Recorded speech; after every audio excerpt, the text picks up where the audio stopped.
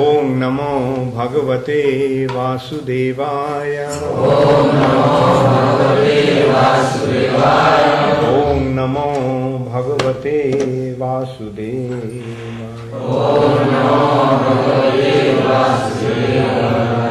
नारायणं नमस्कृत्य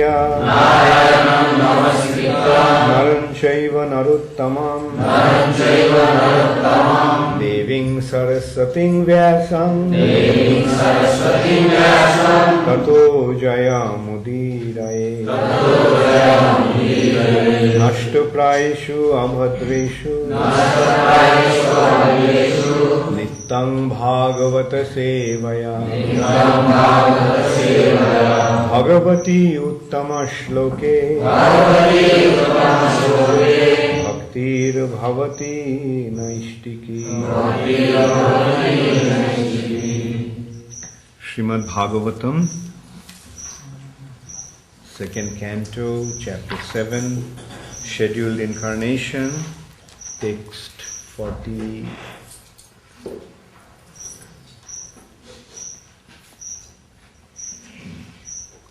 Text 42 actually. Which one did you read yesterday? One that starts with Vishnu. Oh, I see, okay. Okay, so you did 40 yesterday.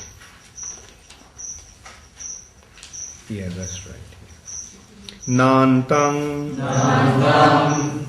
Vidami Aham Ami Munayo Urga Jas Te Maya Balasya Purusasya Uta Avara.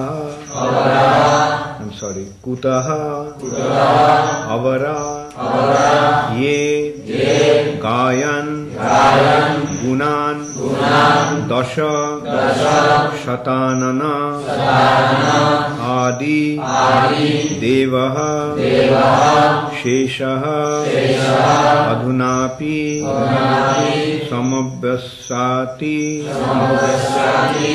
Nasya Param.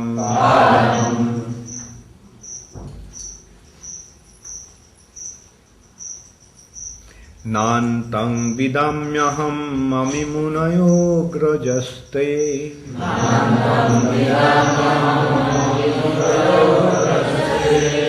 Nantang vidamyaham amimunayo grajaste.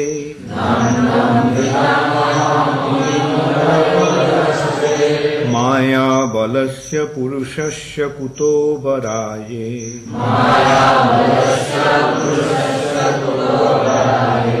Maya balasya purushasya kuto varaye.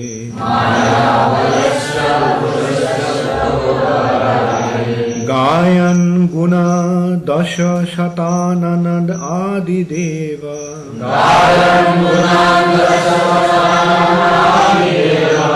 Gayan gunan dasha shatananayadi deva.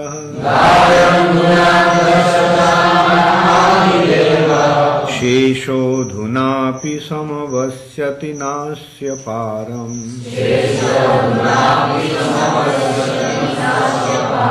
Shesho dhunapi samavasyati nasya param.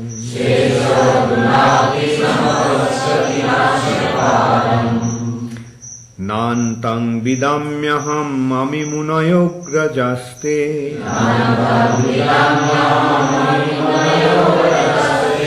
Maya balasya purushasya kuto varaye.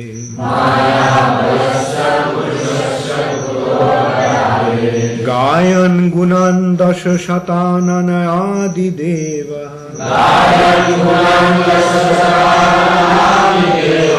Shesho dhunapi samavasyati nasya param.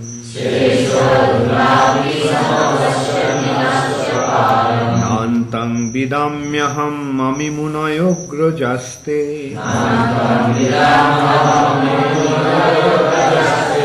Maya balasya purushasya kuto varaje.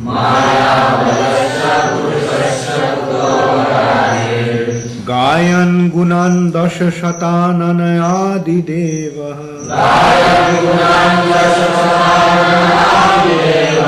Shesho dhunapi samavasyati nasya param. Na, never.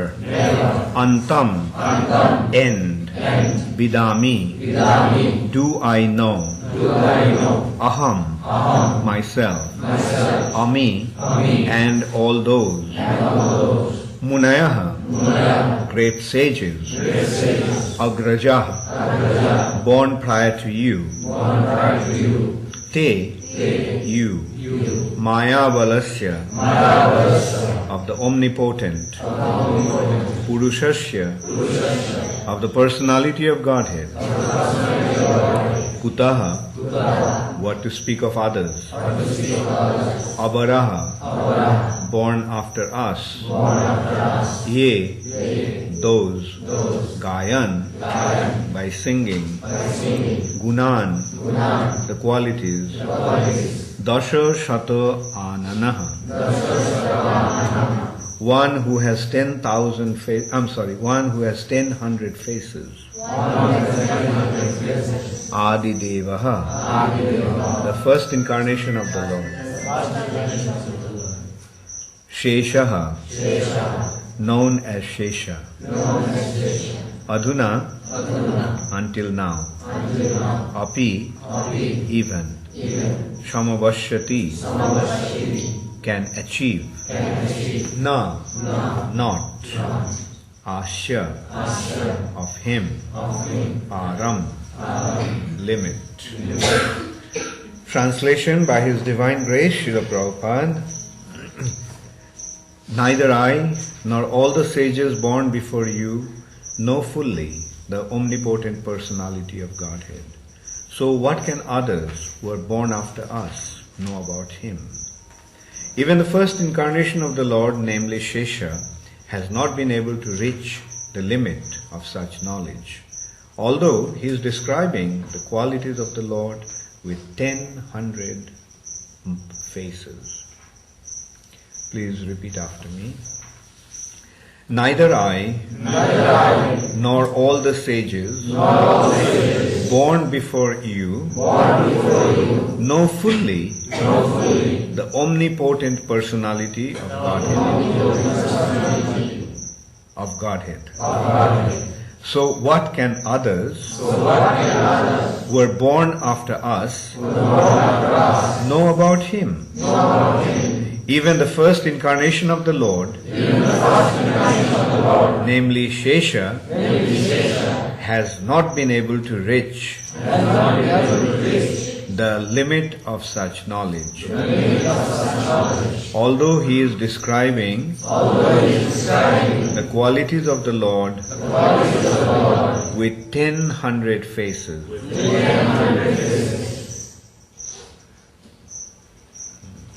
Purport by Srila Prabhupada. The omnipotent personality of Godhead has primarily three potential manifestations, namely internal, external, and marginal potencies, with unlimited expansions of these three energies. As such, the potential expansion can never be calculated by anyone, because even the personality of Godhead Himself, as the incarnation of Shesha, cannot estimate the potencies, although He has been describing them continuously with His 1,000 faces. Om Abhyana Timirandhasya Jnananjana Shalakaya Chakshurun Militam Jena Tasmai Shri Gurave Namaha. Shri Chaitanya Manobhishtam Sthapitam Yena Bhutale Swayam Rupa Kadamaya Dadati Swapadantikam Vandeham Shri Guru Shri Juta Padakamalam श्रीगुरुन् वैष्णवांश्च श्रीरूपं साग्रजातं सहगणा रघुनाथान्वितं तं सजीवं साद्वैतं सावधूतं परिजनसहितं कृष्ण चैतन्यदेवं श्रीराधा कृष्णपदां सहगणा ललिता श्रीविशाखान्वितांश्च हे कृष्ण करुणा सिन्धो दीनबन्धो जगत्पते गोपेश गोपिकान्त राधाकान्त नमस्तुते तप्त काञ्चन गौराङ्गी राधे वृन्दावनेश्वरी वृषभानुसुते प्रणमामि हरिप्रिये वाञ्छाकल्पतरुभ्यश्च कृपा सिन्धुभ्येव च पतितानां पावनेभ्यो वैष्णवेभ्यो नमो नमः। श्रीकृष्ण चैतन्य प्रभु नित्यानंद श्री अद्वैत गदाधर श्रीवासदि गौर भक्त वृंद हरे कृष्णा कृष्णा कृष्णा हरे हरे हरे राम राम राम हरे हरे। नान्तं विदं महम अमी मुनयग्रजास्ते माया बलस्य पुरुषस्य कुतो वराजे गायन गुणान दश शतानन आदि देवः शेषो धुनापि समवश्यति नस्य पारम। Neither I nor all the sages born before you know fully omnipotent personality of Godhead. So what can others who are born after us know about Him?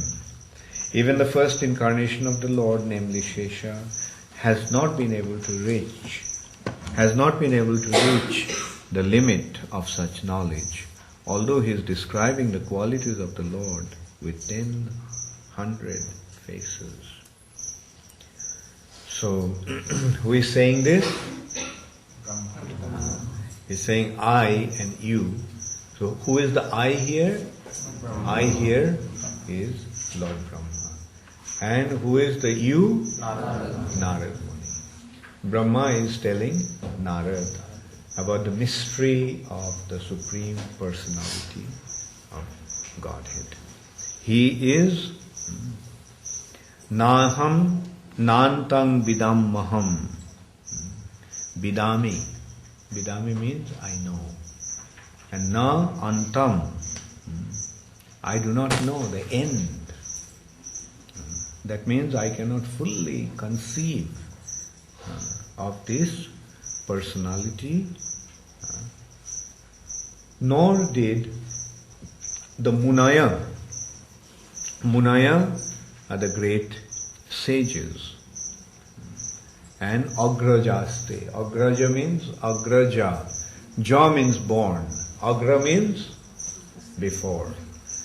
So those great sages who were born before you, none of us know about him. So that is how inconceivable the Supreme Personality of Godhead is. Yesterday we were discussing that how one cannot get to know the Supreme Personality of Godhead by any endeavor. Then in the evening also in the seminar of Madhurya Kadambini also the same topic came up. The only way that one can know the Supreme Personality of Godhead only when he reveals himself to that person. He is saying, Naham Prakasha Sarvasa. Yogamaya Samarita. I am not Prakasha. Prakasha means manifest. Na aham Prakasha. I am not manifest. Sarvasya, to everyone. Yogamaya Samavrita. I am covered by my Yogamaya, by my internal potency. So Krishna is the supremely independent Swarat. Therefore, he reserves the right to reveal himself. Because he is independent, no one can force him, no one can compel him. Oh Krishna, you have to let me see you. No, that won't work. Because Krishna is completely independent, he doesn't care about what we want, what we think.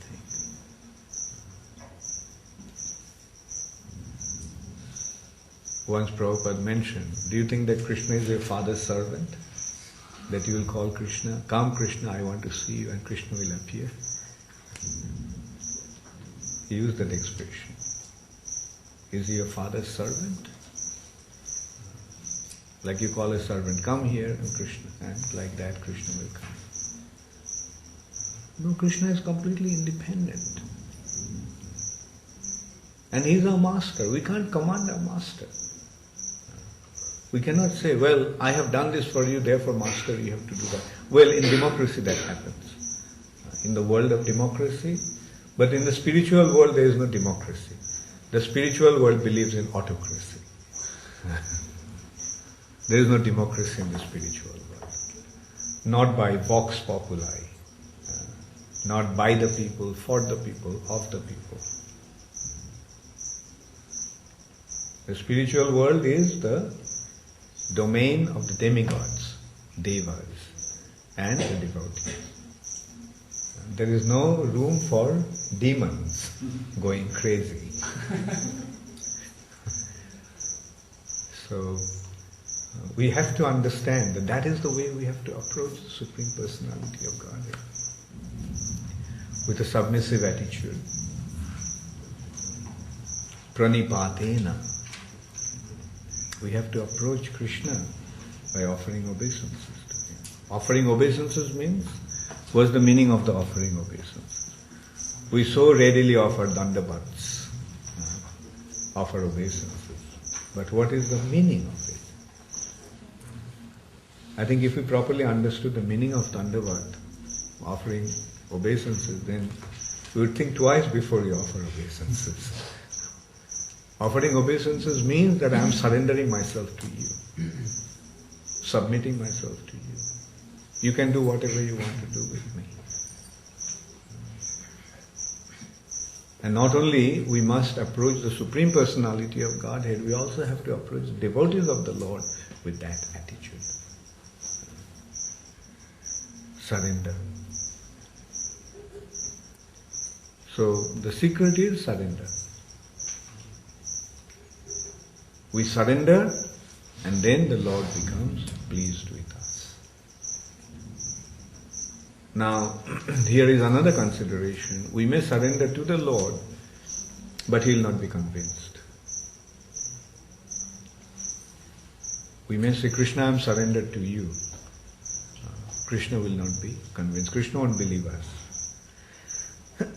How to prove our surrender to Krishna? By surrendering to Krishna's representatives, the devotees. So the way to surrender is by surrendering to His devotees. Therefore Krishna says that those who say that they are my devotees, they are not my devotees. Those who are my devotees, I consider them to be my devotees. Because if we say, Krishna, I am surrendered to you, Krishna is so far away. Now do we, although Krishna sees us, but we are not seeing Krishna. Sometimes we can take an easy way out. Yeah, I am surrendered to Krishna. Only when Krishna tells me, I will do it. Now Krishna may tell us, but do we have the ability to hear Krishna speaking? We don't. Therefore we have to surrender to somebody who we can hear.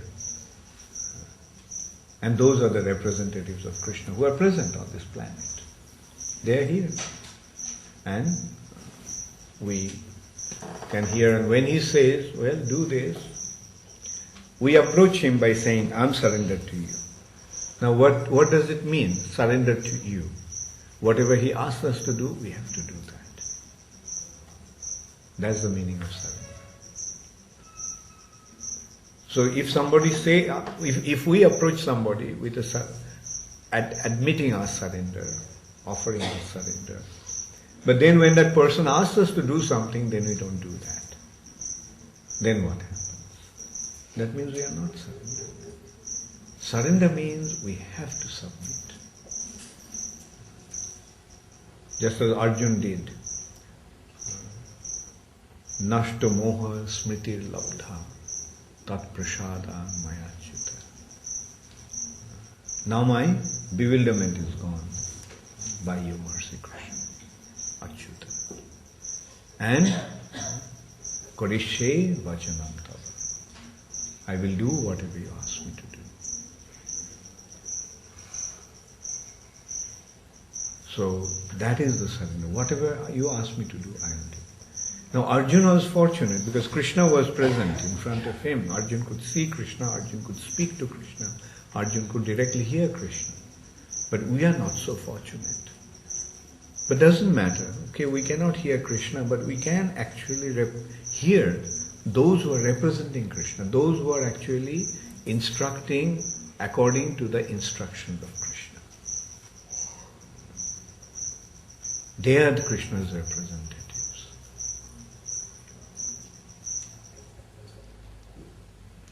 And we have to be surrendered, we have to be submissive to that representative of Krishna. And we have to act according to their instruction. Because that's the thing, like we cannot stay without acting even for a moment. Nahi kaschit kshanam api jatu tishtati akarma krit. Nahi kaschit kshanam api. Kshanam means even for a moment. Kshanam api. Even for a moment. Jatu tishtati. Tishtati means stay. Akarma krit. Without doing something. Without doing anything. So we have to always do something. You have to always do something. Now what should we do? That's the question. What should we do? Yes, the instruction is act according to the instruction of the devotees. Those who are representing Krishna. And Krishna is omniscient. Krishna is seeing everything. And when Krishna sees that we are surrendering to his devotees wholeheartedly, then Krishna will bestow his mercy upon us. Now the question may arise here, what if that devotee is off? It may happen. It happened. Time and time again it happened. Sometimes the devotees have surrendered to somebody.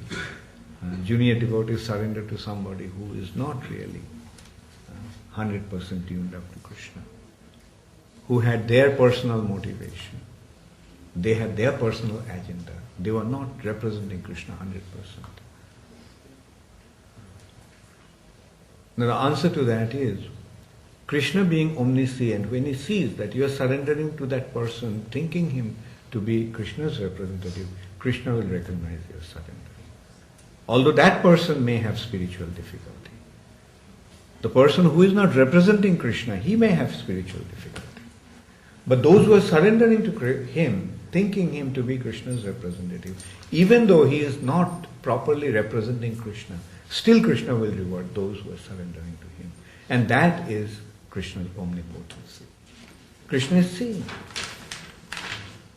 Krishna is seeing. And Krishna will, it's something like somebody is representing a company and he embezzles the money. So in Ujjain there is an agency house of something, some big company. So Ujjain has the agency house of a big company Think of a big company. What's a big company? Okay, Chand. Huh? Reliance. Okay, good. Reliance. Now he is representing Reliance, and somebody wanted to buy something from Reliance and gave him the money. And that person, he takes the money and runs away. Does it happen sometimes? Sometimes it happens. Now, how will Reliance treat this person? A respectable, reputed company like Reliance, how will it treat the person who paid the money? Won't Reliance say, okay, I will honor the money that you have paid. Although the person has embezzled that money, also he ran away, stole the money and ran away. But because you have given the money in good faith, I will honor your payment. Isn't that how a reputable company deal with their clients? Now, if in a material platform people act like that, what to speak of Krishna, the Supreme Personality of Godhead, who is the most credible, who is the most just and honorable. Krishna will reward us. Therefore, when it comes to surrender, there is no need to worry about anything. Well, you are representing Krishna, I will surrender unto you. In one of the Puranas, there is a story. I forgot which Puran it is. It is the story goes like, if I remember clearly, there was a swan in a lake, and one unscrupulous person, he came to catch the swan dressed as a Vaishnava. So others informed the swan that please don't go near him, because he is a crook. He wants to kill you and eat your flesh. So be careful, don't go to him. Then the swan said that just because he is dressed like a Vaishnava, I will respect him. I will not mistrust him. Just because he is dressed as a Vaishnava. Because if I mistrust him today thinking that he is not really a representative of the Lord, then someday if I come across a real Vaishnava, and we may think that he is not a Vaishnava, I don't want to take a chance.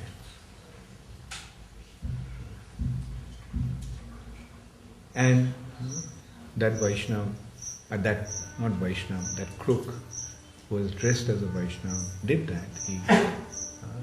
He tried to catch the swan. But what would have happened in a situation like that naturally?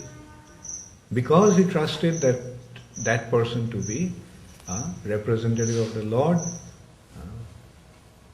that person was taken care of by the Lord, and the swan was rewarded.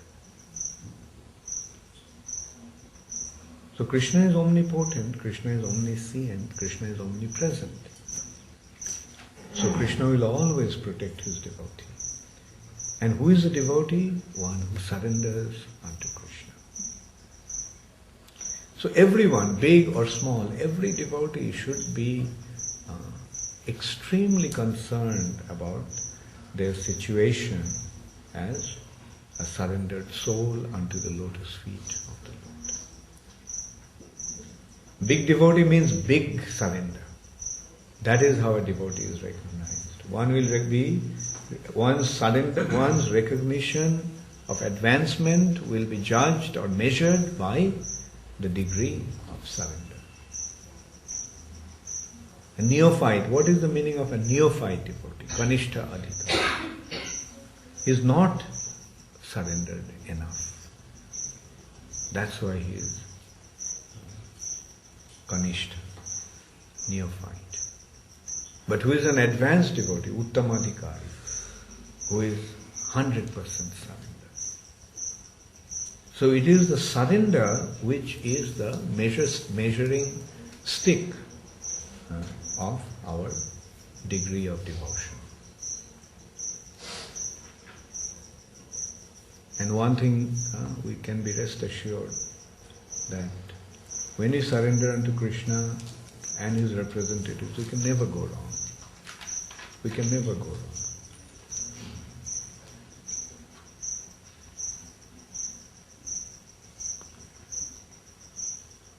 And those who are accepting, those who are pretending to be representatives of Krishna but do not represent Krishna, Krishna will take care of them.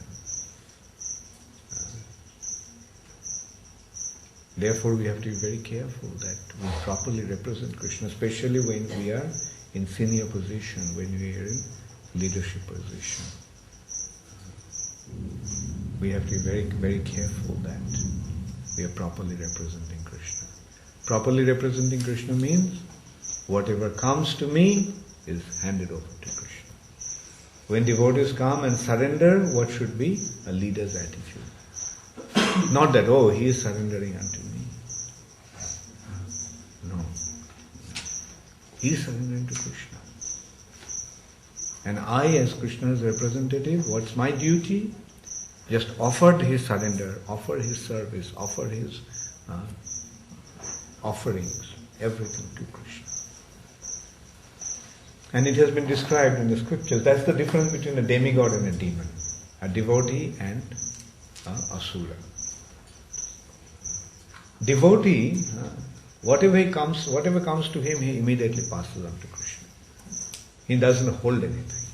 Whereas a demon, whatever is meant for Krishna, he just takes it for himself. Devotee's attitude is, idam Krishnaya na mama. This is for Krishna, not for me. And demon is, everything is for me. Who is Krishna? That is a demon. Now the choice is given to every individual. You want to become a devotee or a demon? The choice is very simple. Want to become a devotee or a demon? If you become a devotee, your life will become successful. Your life will become full of joy. If you become a demon, for the time being you may enjoy, but eventually you'll be punished by Krishna's divine arrangement. So for us, the option is very open. We have come here to become a devotee of Krishna. So, to be a devotee means to be surrendered to Krishna. To be surrendered to Krishna means to be surrendered to Krishna's representatives. Those who are accepting our service and surrender on behalf of Krishna. In this respect, Prabhupada gives the example of a post box. Post box. There is a post box in the middle of the road, or not middle, side of the road. I don't see post boxes nowadays. Maybe people don't write letters anymore. They all are actually accessing through email, internet, computer. I remember in street corners when I was young, there used to be a red letterbox, and there used to be written, and then when would be the next clearance? 3:30. And we would give the letter, and at 3:30 somebody will come, collect the letters, go away. And then he will change the time. Next clearance will be 10:30 in the morning tomorrow. And we post the letters in the letterbox. That letterbox was just in the middle of the road, just by the side of the road. We put the letter there, a letter that has been addressed to America, England, Japan. We are putting it in the corner of the road in a letterbox. But the letter will reach the destination where it has been addressed to. So that is the representatives of Krishna. Krishna's representatives are like that. They are available right in front of us. They don't have to become Krishna. A letterbox is not the mailing system. The letterbox is standing there and receiving the letters. And the whole system is there to take the letters and deliver them. The whole postal system is there. Somebody is coming and collecting it. There used to be a man coming wearing khaki kurta and trousers with a khaki big bag. And he would come and empty the letterbox, take all the letters, and he would go to the post office. And in the post office, letters would be sorted out. And then they would be stamped. And then according to the destination, they'll be dispatched. Some letters are local letters. Those are meant for just Calcutta. Another sorting will be letters that are meant for Bengal. Then the letters that are meant for different parts of India. Then the letters that are meant for foreign countries. So in this way the letters will be sorted out and dispatched. Now is the letter box the whole mailing system? No. It's just a part of the mailing system. Similarly, as devotees, we are a part of a wonderful system that Krishna has organized, Krishna has arranged. Like here, how we are functioning or how we are meant to function, we all are different parts of ISKCON. And we simply have to perform what we are meant to do. If you are a GBC, you are performing in a certain way. If you are a temple president, you are performing in a certain way. If you are a departmental head, you are performing in a certain way. In this way, different devotees are performing in different ways. But we all belong to one system. And that is ISKCON. And then again, ISKCON is a part of another bigger system. And in this way, ultimately, everything goes to Krishna. So we simply have to become a part of this massive arrangement that the Supreme Personality of Godhead has made. It is not that we have to become a superman to become a devotee of Krishna. We don't have to become a superman. We have to become an honest man. We have to become honest. Even we are an insignificant person meant to render some insignificant service. Let's honestly render that service. And that honesty, ultimately the honesty is, idam Krishnaya namam. This is for Krishna, it's not for me.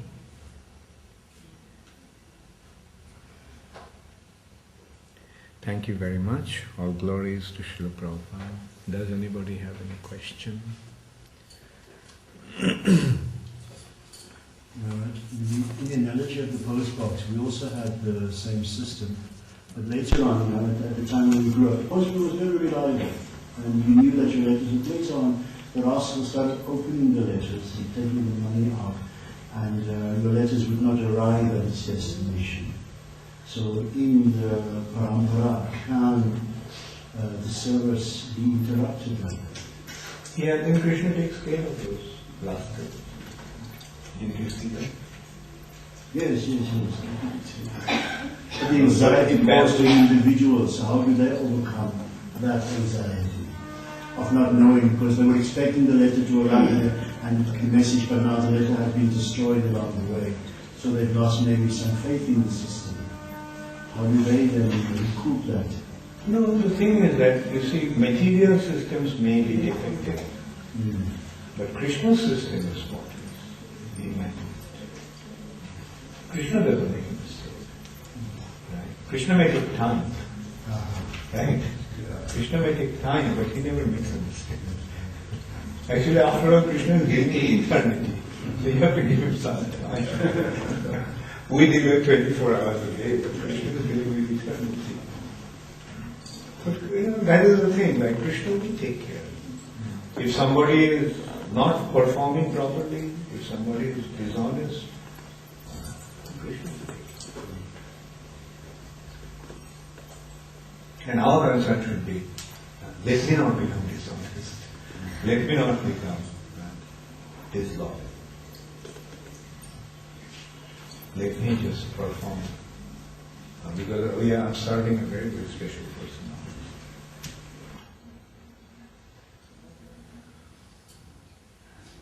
Yes. And today you said to become a devotee also means to surrender to Krishna. So the more we surrender, we get to build this bond. On our part, we have to surrender. And the rest will automatically happen. The love, yes, the love is the ultimate cause of bondage, the ultimate cause of attraction and the bond. But that will not happen artificially. It will happen naturally. And that's why it's better to wait for that to happen. Like Prabhupada used to give an example that in the childhood, a boy and a girl, although they're mixing with each other, they don't feel anything for each other. But when they reach their youth, then all kinds of crazy things start to happen, completely out of their control, right? They feel an intense attraction for each other, which, although they knew each other for many, many years, but it never happened.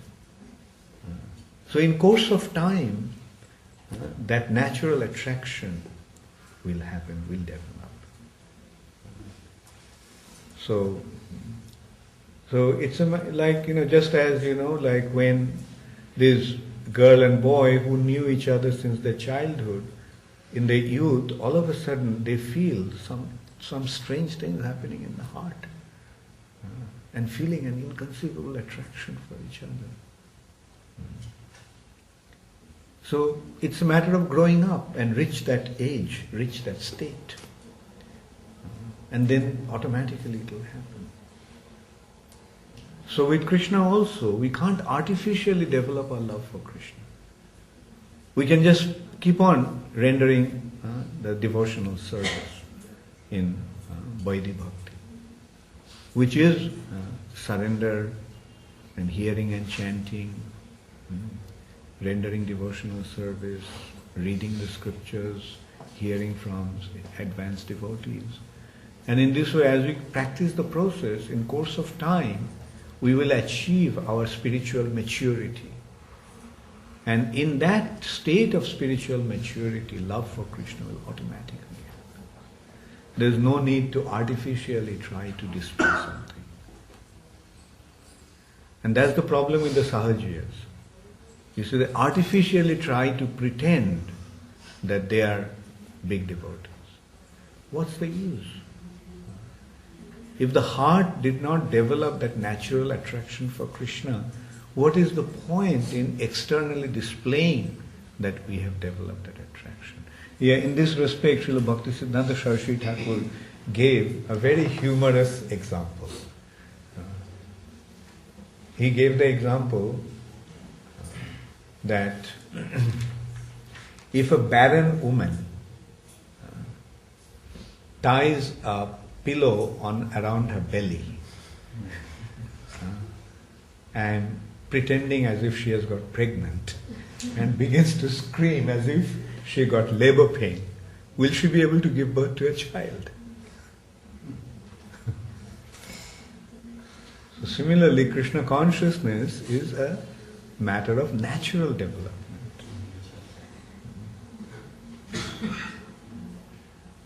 So let us develop that natural attraction for Krishna. And it will happen. It will happen.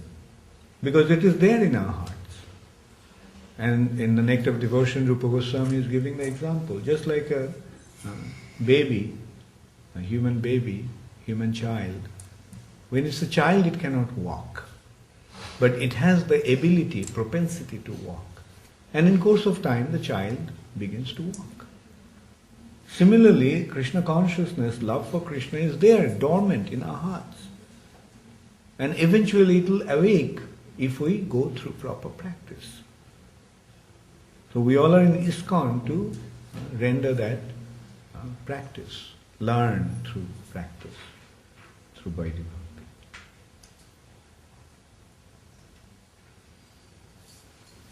There is no need to pretend that I am a big devotee. And to begin with also, big devotee means who thinks that he is not at all a devotee. So if you want to become a big devotee, then you say, you pretend as if you haven't become a devotee as yet. That will be a safer situation than thinking, oh, I am a big devotee. I am experiencing the Ashtashatvik Vikar, the 8 symptoms of ecstasy.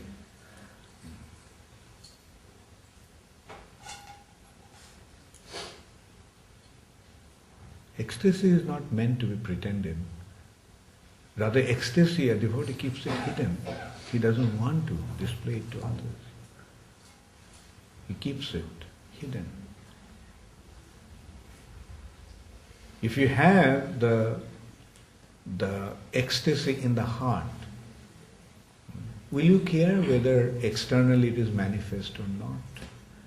Rather, you will try to keep concealed within your heart and not try to let it out. What you are experiencing, you know what you are experiencing. So keep it experiencing at the depth of your heart yourself. What's the point in getting a lot of recognition as a big devotee but you couldn't become a devotee? What's the point in getting that recognition? What's the point in being recognized by the whole world while Krishna doesn't recognize you? On the other hand, if Krishna recognizes you, what difference does it make when the whole world doesn't give you any recognition?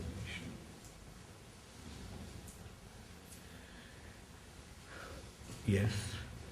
If some put 100% faith in some guru, if thereafter he come to know that he is not 100% devotee of Krishna, representative of Krishna, and he withdraw himself from that guru, it is under the planning of Krishna or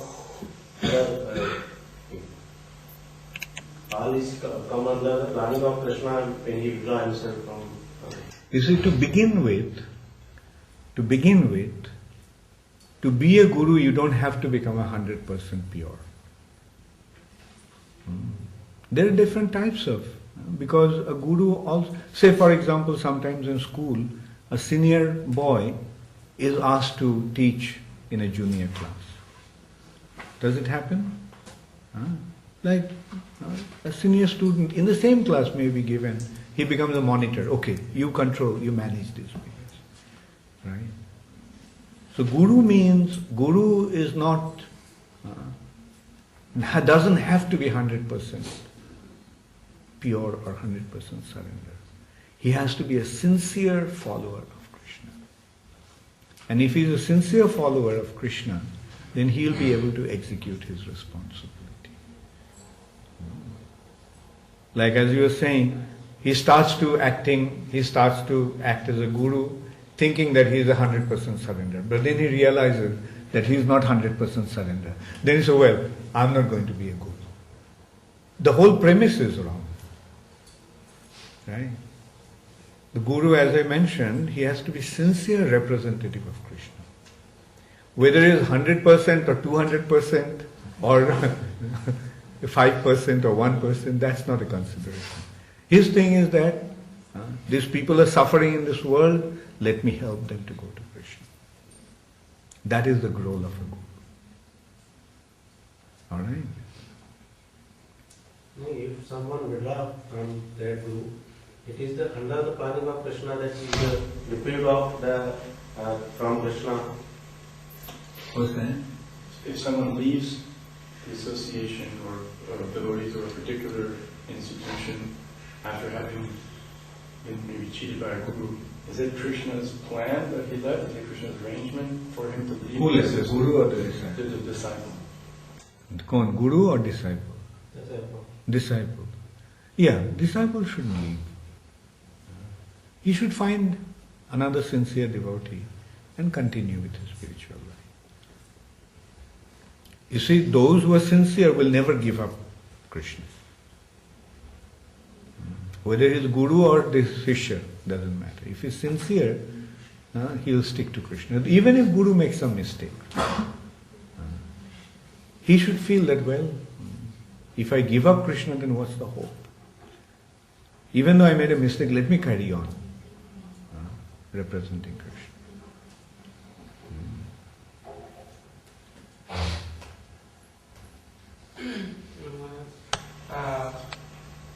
Trying to surrender to the will of Krishna, we may sometimes often in fact feel that we are not yet up to the mark. We have the desire to surrender to certain things, It's like sometimes it's quite difficult to do it on a kind of consistent way. So in that stage of struggle, it appears that so much time is passing that we are not really making much progress. So how do we accelerate, or how do we become what we want? We want to reach a level of surrender. So how do we quickly try to reach that? Coming in, I lost the thread of your question. Well, I mean to say that when we are trying to surrender to the result of Krishna, Okay. we find ourselves often that we are not yet up to the mark that is expected or that is to be performed. We are quite below the mark, but we want to reach that mark. So, but we find ourselves struggling for a lot of time, but still not making much progress. So the question is, how do we accelerate our level of surrender? Okay. By becoming sincere, like say you are in a school and you failed in some subject. Then what do? Right? Do you give up and go away? Or stay on in the school and try to rectify your weakness with sincerity. Now if you say, well, I tried hard enough but I can't, then of course it's bad luck.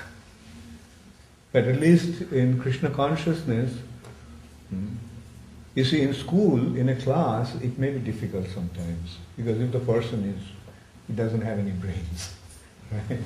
And he tries and tries, then finally the school says, okay, you tried hard enough, you flunked 3 consecutive exams, now you better do something else. In school it may happen like that. But in Krishna consciousness, you see, it is not like that. In Krishna consciousness, we don't have to acquire something. The secret of Krishna consciousness is not acquiring something, like with school. It's a matter of acquiring knowledge, right? But in Krishna consciousness, it is not a matter of acquiring something. It is actually recognizing something that we already have. In Krishna consciousness, it's a matter of becoming somebody that we already are. Now, is it difficult to become somebody that you already are? Who you are, if you have to become that, is it difficult? No. Therefore, Krishna consciousness is very simple. Only thing that is needed is sincerity. It's a matter of sincerely surrendering. It's a matter of surrendering sincerely. So, is it difficult to surrender?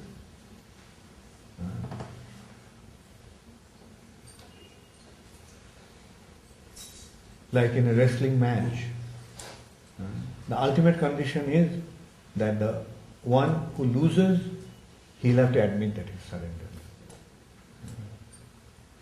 There's a kind of wrestling called American freestyle. And in that, the thing is, the condition is that the other party has to say that he's surrendered. Now, you see, to wrestle is difficult, but to surrender is not difficult. So in material nature, we have made up our mind that we are not going to surrender. And we are struggling and struggling and struggling. But ultimately what happened? At the time of death, surrender. Right? Whereas in Krishna consciousness, in the material life, it ends with surrender. But Krishna consciousness begins with surrender. Right? So see how easy it is. If at the very beginning we say surrender, when you came to the ring, wrestling ring, wrestling arena. And just as you entered into the arena, and you announce surrender, then you save yourself all the struggle to continuously fight against the wrestler or opponent. And so Krishna consciousness is like that. Krishna surrendered. No more struggle. Surrender means no more struggle. And that is why the beginning of Krishna Bhakti, the beginning result of Krishna Bhakti is moksha lagutakrit. I'm sorry, is klesha. Klesha. No more distress, no more suffering. Because the suffering is due to our struggle. But when you surrender, no more suffering.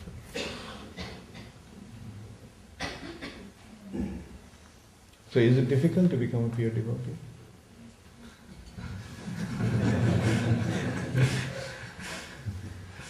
But there we have to struggle with something. We have to struggle with a false ego. We have to struggle with allurements of Maya. But Chaitanya Mahaprabhu made the process very simple. Chaitanya Mahaprabhu said, okay, you have your body and the body has certain nature. The body is gross and subtle body is special. The subtle body's nature is like that. No, sir, I don't want to surrender. Because it is dominated by false ego. And it's due to false ego, he doesn't want to surrender. He doesn't want to accept the supremacy of Krishna. But the thing is that, and the subtle body is functioning through the gross body. So that is how, it's due to the influence of the subtle body that the gross body is becoming the cause of our bondage. Now Krishna consciousness is a process where we offer our body to Krishna. We use the body as an instrument for Krishna. Okay, I can't surrender, I can't be humble, I can't get rid of all this. But at least what I can do is that I can use this body in the service of Krishna. So I have all these anomalies, I have all these impediments, I have all these negative forces working, which is not letting me become free from my subtle influences.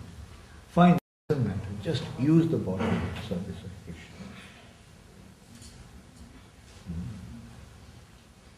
So we have this body, and the body has so many demands, so many bad habits. The body wants to eat. The biggest bad habit. The body wants to sleep. Another bad habit. The body has so many demands. But what to do? I'm a slave of this body. But what we can at least do is offer this body to Krishna. Krishna is not my body anymore. It's your body. Do whatever you want to do with it. I'm not responsible. Whatever you want, you do with this body. So that's the meaning of surrender. This mind is crazy. Mind is driving me crazy. Krishna is not my mind anymore. It's your mind. Do whatever you want to do with that. And that is the ultimate consideration of Sankirtan. Offering everything, engaging everything in Krishna's service. Therefore, let's offer our body in the service of Krishna. Let's offer our mind in the service of Krishna. Let's offer our intelligence in the service of Krishna. And in this way, let me become a servant of Krishna.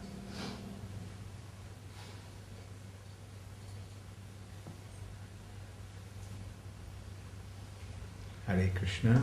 All glories to Srila Prabhupada. Gaur Premanande.